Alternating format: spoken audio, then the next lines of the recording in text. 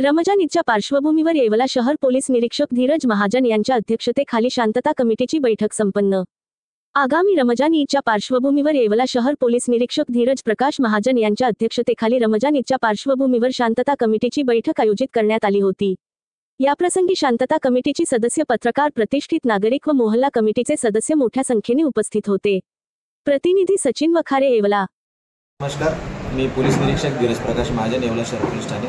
आपल्या सर्वांना माहिती आहे की उद्या महाशिवरात्री तसेच वीर एकलव्य जयंती साजरी होत आहे। त्याचप्रमाणे शनिवारी जर चांद दर्शन झालं तर रविवारपासून रमजान ईद देखील शहरात साजरी होणार आहे। त्या अनुषंगाने आज येवला शहर पोलीस ठाणे येथे सर्व पोलीस पाटील, गावातले प्रतिष्ठित नागरिक व शांतता समितीचे सदस्य यांची एक बैठक आयोजित करण्यात आली होती।